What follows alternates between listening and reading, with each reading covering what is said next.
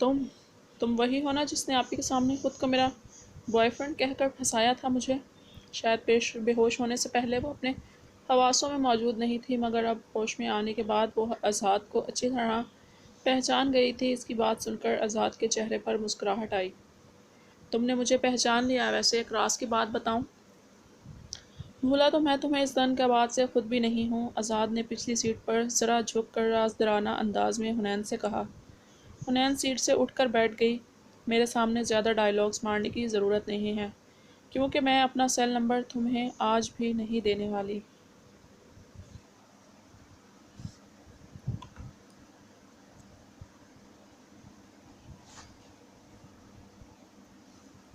حنین نے کار میں بیٹھے شخص کی خوش فہمی کو دور کرتے ہوئے جواب دیا، اب سیل نمبر لینے کی کیا ضرورت ہے؟ تم خود میرے کار میں موجود ہو۔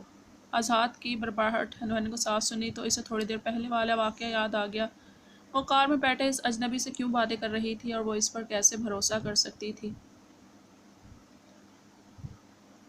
کیا ہوا؟ آزاد اس کے سیریس فیس ایکسپریشن دیکھتا ہوا پوچھنے لگا تو حنین ہوش کی دنیا میں آئی اور اپنے اوپر آزاد کی جیکٹ سے خود کو کور کرتی ہوئی ایک دم کار سے اتری۔ ہنی کیا ہوا؟ بات تو سنو۔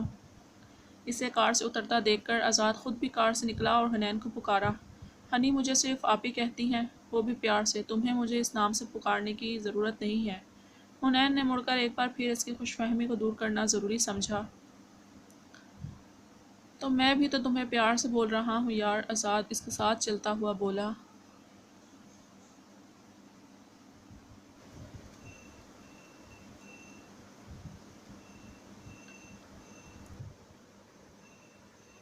کیوں؟ حنین رک کر اسے دیکھتی ہوئی پوچھنے لگی۔ سمپل پیاری جو لگ رہی ہو اس لیے، آزاد نے آسان سے لفظوں میں اسے دیکھ کر کہا، پھر مسکرایا۔ وہ آزاد کو دیکھ کر گھورتی ہوئی وہاں سے جانے لگی۔ اچھا یہ تو بتا دو، جا کہاں رہی ہو اتنی رات کو، وہ بھی اکیلے؟ اب کی بار آزاد نے بڑی نرمی سے اس کا ہاتھ پکڑ کر پوچھا تو حنین نے زور سے اس کا ہاتھ جھٹکا۔ تم نے سمجھ کیا رکھا ہے مجھے؟ آخر اتنا فری کیوں ہو رہے ہو پہلی ملاقات سے؟ جس طرح کے تم مرد لگ رہے ہو اس طرح کے مرد مجھے زہر لگتے ہیں، اور جس طرح کی تم مجھے لڑکی سمجھ رہی ہو میں اس طرح کی لڑکی ہرگز نہیں۔ سمجھ آیا تمہیں؟ حنین اچھی طرح سے اس کی طبیعت صاف کرتی ہوئی بولی۔ کس طرح کا مرد لگ رہا ہوں میں تمہیں اور کس طرح کی لڑکی نہیں ہو تم؟ آزاد نے اپنے سامنے کھڑی اس احسان فراموش لڑکی کو دیکھ کر پوچھا، جس کی تھوڑی دیر پہلے اس نے اپنا موبائل شہید کر کے جان بچائی تھی، اور ابھی بھی وہ اس کے احساس سے ہی پوچھ رہا تھا، کیونکہ اس کا اتنی رات کو سنسان جگہ اکیلے جانا آزاد کو مناسب نہیں لگا تھا۔ لڑکیاں دیکھ کر فلرٹ کرنے والا مرد، تمہاری یہ نیو ماڈل کار، مہنگا سیل فون اور برانڈ کپڑے دیکھ کر کوئی دوسری لڑکی امپریس ہو سکتی ہے، مگر میں نہیں۔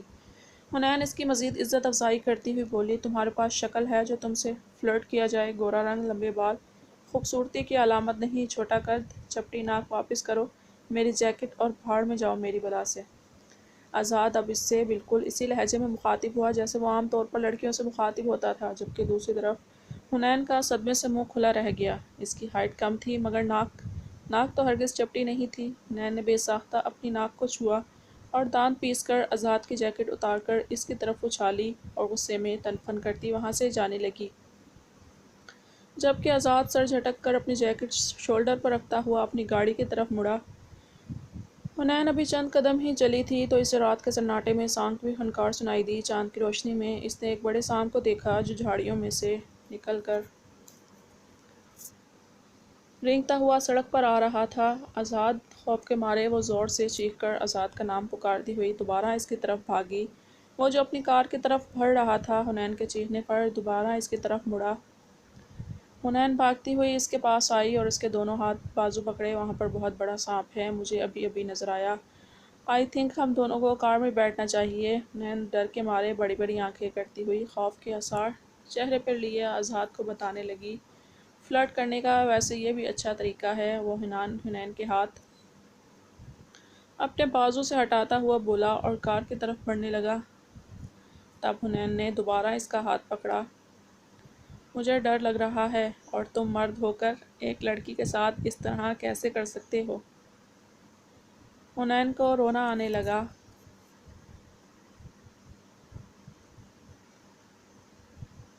اب کیا اپنی گود میں اٹھا کر تمہیں کار میں ڈالوں؟ گندی شکلیں بنا کر رونا بند کرو ورنہ تمہیں بین بجاتا ہوا دیکھ کر سانپ یہیں آ جائے گا اور چپ کر کے کار میں بیٹھو۔ وہ ابھی بھی بنا لحاظ کیے بولا، اپنا ہاتھ چھڑا کر کار میں بیٹھ گیا۔ حنین اس کی بات کو اگنور کرتے ہوئے جلدی سے خود بھی کار کی پچھلی سیٹ پر بیٹھی۔ وہ کار میں بیٹھ کر اپنے آنسو صاف کر رہی تھی۔ آزاد نے مڑ کر ایک نظر حنین کو دیکھا، پھر برابر والی سیٹ پر پانی کی بوتل اٹھا کر حنین کی طرف بڑھائی، اسے پکڑ کر گھٹا پانی پینا شروع کر دیا۔ مجھے سردی بھی لگ رہی ہے۔ جب پیاس بجھی تو اب وہ دوبارہ روتی ہوئی آزاد کو دیکھ کر بولی، تو میں کیا کروں؟ آزاد نے لاپرواہ انداز میں اس سے پوچھا، یہ اپنی جیکٹ دے دو پلیز۔ حنین اس بڑھتی ہوئی سردی میں اس جیکٹ کو ندیدوں کی طرح دیکھتی ہوئی بولی، کیوں دے دو میں تمہیں اپنی جیکٹ؟ کیا میں فولاد کا بنا ہوا نظر آ رہا ہوں؟ یہ سردی مجھ پر بھی افیکٹ کر سکتی ہے۔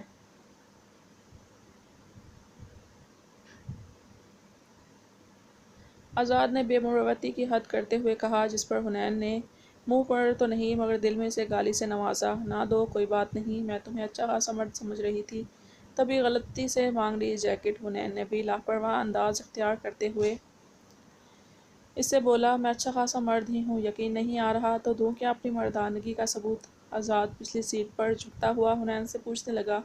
حنین پیچھے سیٹ پر ٹیک لگا کر پوری سیٹ کے اندر گھس گئی۔ نہیں، مجھے اس کار میں تمہارے ساتھ اکیلا نہیں بیٹھنا۔ حنین کار کا لاک کھول کر اترنے لگی۔ ہنی ڈیئر، شرافت سے کار میں بیٹھی رہو، کیونکہ سانپ نے اگر تمہیں کاٹ لیا تو وہ زہر بھی مجھے ہی نکالنا پڑے گا۔ حنین نے کار کا دروازہ بند کیا اور بے بسی سے آزاد کو دیکھنے لگی۔ تب آزاد نے اپنی جیکٹ اس کے اوپر اچھالی جو حنین پہننے لگی۔ کیا کر رہی تھی تم اتنی رات کو اس جگہ پر اکیلے؟ آزاد اس کو دیکھتا ہوا پوچھنے لگا تو حنین نے اس کو مزاح کے ساتھ فارم ہاؤس سے آنے سے لے کر دوسرے فارم ہاؤس سے دو لڑکوں کے پیچھے لگنے اور کتے سے جان بچانے والا واقعہ سنایا۔ حنین کو اب وہ دو لڑکوں جیسا نہیں لگا تھا۔ ہاں، چہرے سے وہ مغرور اور بات کرنے کا انداز اس کا بدتمیزوں والا تھا، مگر اس کی آنکھوں سے ان لڑکوں کی طرح ہوس نہیں ٹپک رہی تھی۔ یعنی پہلے تم نے دو ٹانگوں والے کتوں کو اپنے پیچھے لگایا، پھر ان سے بچ کر نکلی تو چار ٹانگوں والا کتا تمہارے پیچھے لگا، تب تم یہاں پہنچی۔ آزاد نے اس کی بات سن کر لمبا سانس کھینچا اور حنین کو دیکھا۔ تم یہاں آخر کس کا انتظار کر رہے ہو؟ یہاں رکنا خطرے سے خالی نہیں ہے، چلو یہاں سے۔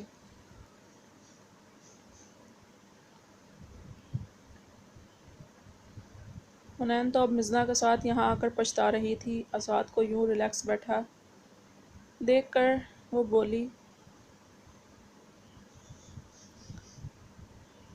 مشورہ دینے کا شکریہ، کار خراب ہے میری۔ آزاد اس کو دیکھتا ہوا بولا اور پھر مڑ کر کار کی سیٹ سے ٹیک لگا کر بیٹھ گیا۔ کیا مطلب کار خراب ہے؟ اب ہم کیا کریں گے؟ حنین اس کی بات سن کر پریشانی سے پوچھنے لگی۔ لفٹ لینے کا انتظار ہنی ڈیئر، جب تک کوئی دوسری کار یہاں سے نہیں گزرتی تب تک۔ وہ حنین کو دیکھے بغیر کار کی سیٹ سے ٹیک لگائے آنکھیں بند کیے بولا۔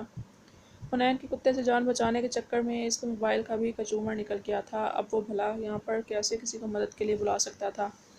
اگر حنین اس کے ساتھ موجود نہیں ہوتی تو وہ اکیلا ہی 1.5-2 گھنٹے کا فاصلہ طے کر کے فصیح اور مقرب کے پاس پیدل چلا جاتا۔ حنین کی وجہ سے اسے خود بھی سردی میں اس سنسان جگہ پر رات گزارنی تھی۔ آزاد کی بات سن کر حنین کی شکل رو دینے والی ہو گئی۔ وہ خود اکیلے جانے سے کا رسک ہرگز نہیں لے سکتی تھی اور رات کو اس طرح کسی اجنبی کے ساتھ اکیلے گاڑی میں تنہا بیٹھ کر وقت گزارنے سے سخت امتحان لگ رہا تھا۔ وہ صرف دعا کر سکتی تھی جلد سے جلد کوئی دوسری کار یہاں پر آ جائے۔ سسکیوں کی آواز سن کر آزاد نے آنکھیں کھولیں۔ صبح کا آغاز ہو چکا تھا۔ سیٹ سے ٹیک لگائے کب آنکھ لگی آزاد کو خبر بھی نہیں ہوئی۔ سر موڑ کر اس نے پچھلی سیٹ پر دیکھا تو حنین اس کی جیکٹ پہنے ہوئے دونوں پاؤں سیٹ کے اوپر رکھے رونے میں مصروف تھی۔ کیا مسئلہ ہو گیا تمہارے ساتھ صبح صبح؟ صبح ہوتے ہی اس کی روتی شکل دیکھ کر آزاد جی بھر کر بیزار ہوا تھا۔ جتنی پیاری شکل کی وہ مالک تھی اتنی ہی گندی شکل بنا کر روتی تھی۔ نہ ہی میں تمہیں اپنا مسئلہ بتا سکتی ہوں اور نہ ہی تم کچھ کر سکتے ہو، اسی لیے خاموش ہو کر بیٹھ جاؤ پلیز۔ حنین بے بسی سے اسے دیکھتی ہوئی بولی اور آنسو پونچھنے لگی۔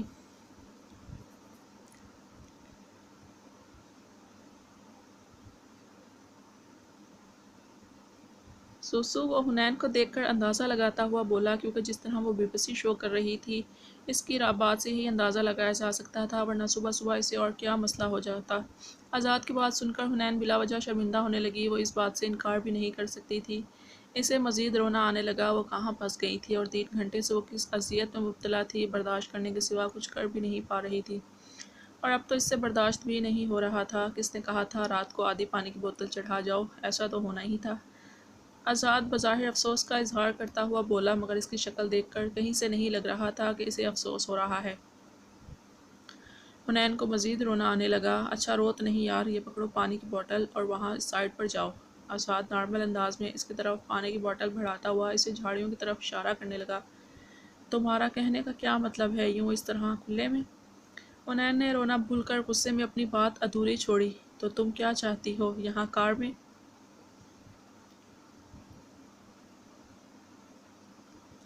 آزاد حیرت زدہ ہو کر اس سے پوچھنے لگا۔ شٹ اپ، تمہیں تو ذرا بھی تمیز نہیں کہ لڑکی سے کیسے بات کی جاتی ہے؟ حنین اس کے بولنے پر ایک دم بولی، مگر آزاد کے بگڑے ہوئے تیور دیکھ کر ایک دم نرم پڑ گئی۔ میرا مطلب ہے کہ ایک لڑکی ہی اس طرح یوں باہر بھلا کیسے آزاد کو اپنی طرف دیکھ کر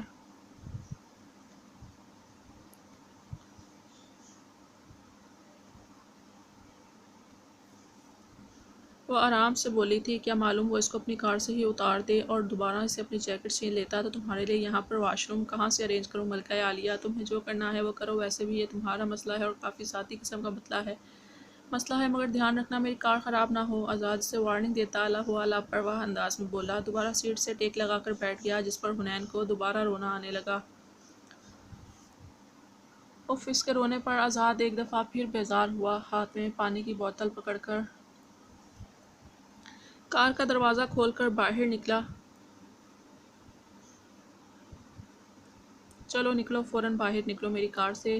اب وہ حنین کی سائڈ کا پچھلا دروازہ کھول کر اس سے بولنے لگا، اچھا نا سوری، اب نہیں روں گی۔ حنین اس کو سیریس موڈ میں دیکھ کر روتی ہوئی بولی، باہر نکلو۔ اب کی بار وہ غصے میں حنین کو آنکھیں دکھاتا ہوا بولا۔ ناچار حنین کو کار سے باہر نکلنا پڑا۔ اب وہ حنین کا ہاتھ پکڑ کر سڑک کراس کرتا ہوا جھاڑیوں کی اندر کی طرف سے لے گیا۔ حنین چھوٹے چھوٹے قدم اٹھا کر بامشکل ہی اس کے ساتھ چلنے پر مجبور تھی۔ وہ جو بڑا سا درخت نظر آ رہا ہے، اس کے پیچھے جاؤ جلدی۔ آزاد 10 قدم دور ایک بڑے سے درخت کی طرف ہاتھ سے اشارہ کرتا ہوا اسے آرڈر دینے لگا، ساتھ ہی اس کو پانی کی بوتل بھی تھمائی۔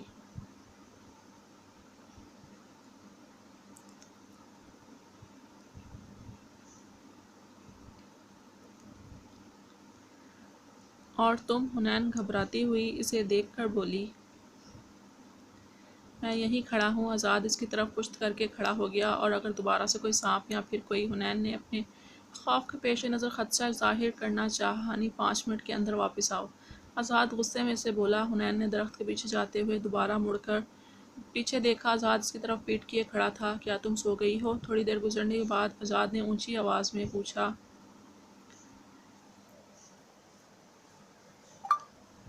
خاموشی سے ویسے ہی کھڑے رہو۔ آزاد کو حنین کی آواز سنائی دی،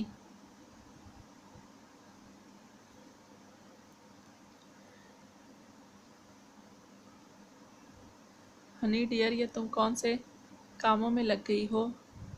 مزید تھوڑی دیر گزری۔ آزاد پھر بولا، کیا تم تھوڑی دیر چپ نہیں رہ سکتے؟ حنین پھر جھنجھلاتی ہوئی بولی، کیا سیلاب لے کر آنا ہے تمہیں اس جگہ پر؟ آزاد وہاں کھڑا پر بیزار ہوتا ہوا دوبارہ بولا، کیا تم ہر دوسری لڑکی سے اسی طرح بات کرتے ہو؟ تمہیں بات کرنے کی تمیز ہے کہ نہیں؟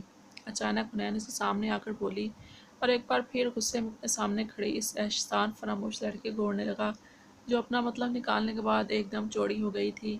تمہیں اپنے گھر کے لیے واپسی کرنی ہے یا پھر اسی جگہ سڑنا ہے؟ آزاد حنین کو اس کے لہجے کی سنگینی کا احساس دلاتا ہوا بولا، نہ تمہاری کار ٹھیک ہے، نہ تمہارا موبائل ٹھیک ہے، پہلے اپنی مدد خود تو کرو، اور یہ پکڑو اپنی جیکٹ۔